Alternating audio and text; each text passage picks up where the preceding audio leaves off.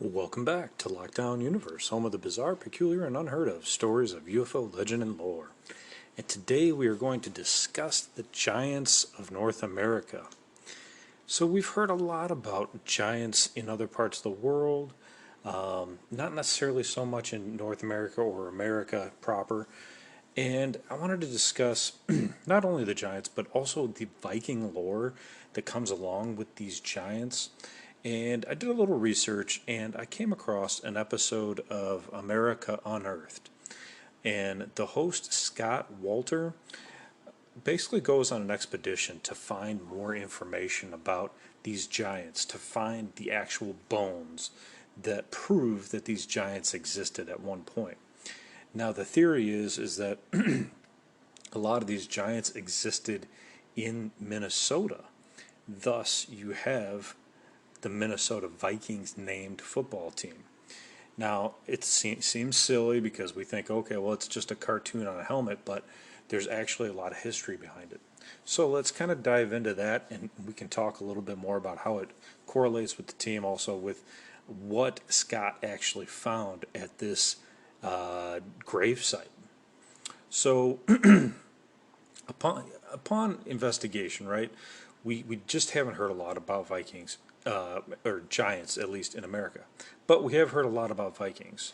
And so Scott Walter, what he's done is he has looked for Viking paraphernalia, artifacts, swords, inscriptions on stones that date back to all the way back to the 1300s, 1362, a whole decade before, or a whole century before Columbus reportedly came to America.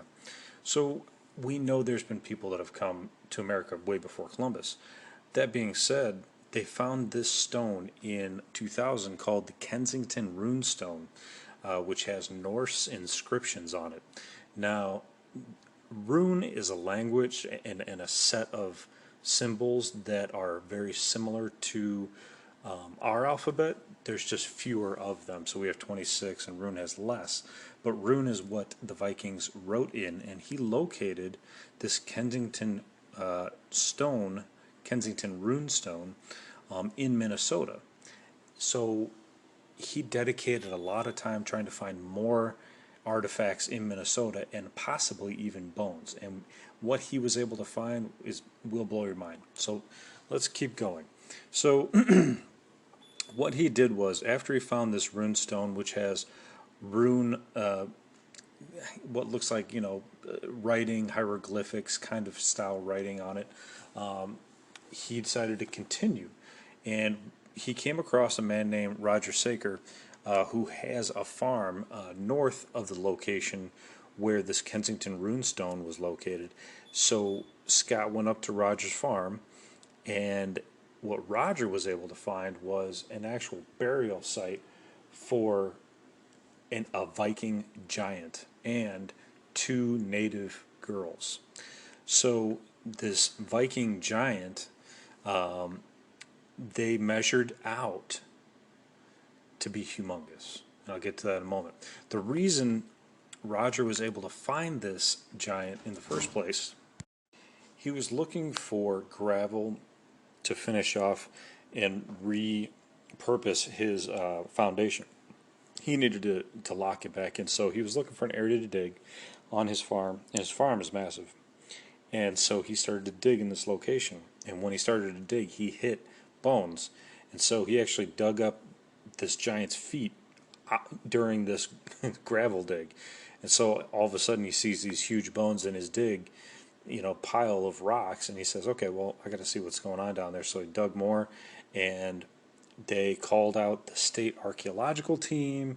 They called out the Native American authorities to come and check this location out. And what they measured this giant to be was between 8.5 to 9 feet tall. They also had two Native American girls who were short, probably, I think they said in like the upper 4 foot, 5 foot range. And so the two girls were buried near his feet in the fetal position. This giant was laying straight on his back. And what happened was, as soon as this state archaeological team came out, their eyes got as wide as 8 balls on a pool table, and they said, "What the hell? What is this?" They just couldn't figure it out, and it just looked different than any other dig site they had seen. These bones were older, much older, and they just couldn't put two and two together. The size didn't match the time period, and so they had estimated that these were multiple hundreds of years old, and just couldn't figure it out. So the question remains, is this an alien, or is this a Viking giant? Just a human giant? I mean, do we even have anybody that's 8'6", 9 feet tall? Well, the tallest person ever recorded was born in Alton, Illinois, and died in Michigan. His name was Robert Wadlow, and he was known as the Alton Giant. And he stood at a height of 8'11" and weighed 490 pounds. So it just goes to ask what we have one guy 8'11". Not too many people get over the 8 foot mark. You might have like a 7-footer in the NBA, and that's tall, right? That's really tall. But to get 8'11", it's really, really rare.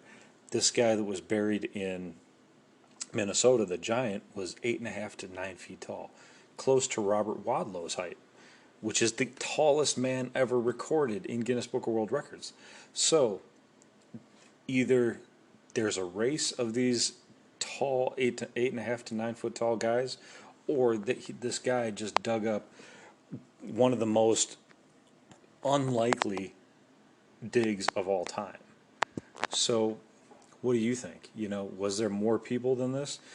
Well, what Scott Walter, the host of American Unearthed, pulled out was a document from 1888. It was a newspaper clipping, a newspaper article from the St. Paul paper, which stated that in a town not far away from Rogerstown, there was a dig, and they were digging up for a well, and they found 7 gigantic bodies that they dated to be prehistoric, and this was in Clearwater, Minnesota, and they decided it was a race of giants that were between 7.5 to 8.5 feet tall.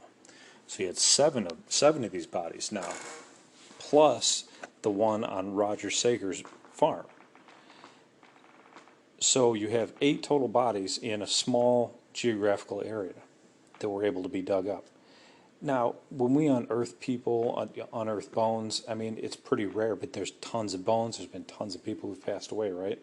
Well, how is it that we've been able to find now 8 people in a small geographical area that were all well over the standard height for people during, the 1300s, 1400s? You get the standard height during that time period was probably about 5 foot. So we've grown, as we've adapted to, evolved and gotten better food sources and things like that. We've grown, but to have multiple people that are 8 feet now we're talking about, okay, are these just a group of people like the Vikings, or are these actually aliens? It's a really big mystery, and we know that aliens have been tinkering with our genetics for, millennia, multiple millennia, and it just goes to show you that, anything is possible. But what we do know is that there has been a massive amount of Viking lore in Minnesota, and it continues and persists to this very day, as we see with the Minnesota Vikings football team, right? So if we look at, a little bit of history here about why the Vikings were named that, we look into an article on CBS Minnesota that talks about some of their lore, that they actually dated their designs back to the 1050 to 1080. So they replicated some of the Viking shields. They replicated those on the wall in the stadium's hallway. They replicated a Viking boat out in front. And what is etched into the side of the Viking ship is to honor your legacy and defend the North, which is the team's motto. And it came from a runic translation. and they state that runic is not quite a language, but they're letters, much like ours, only fewer. And the rune stones were vital to these Vikings in this area. They told stories in stone with an alphabet of just 16 letters, okay, so 10 less than us. And obviously, these were huge explorers. They came from Europe and they dominated many continents. Everywhere they went, they dominated, right? It was a legend that Vikings would drink from the skulls of their vanquished, right? Engraved on each stone would be the word skull, Skol. Viking legend claims that, of course, they made drinking vessels out of their enemies' skulls, but in reality, it states that it's actually a Scandinavian word for toast. So you say skull when you're about to drink. So that's kind of interesting. It actually means a bowl more than it means skull. So getting back to Scott Walter on America Unearth's episode, they actually found more evidence of these large giants or Vikings, whatever they are, in that area. They actually found a sword as well, predating into the 1300s.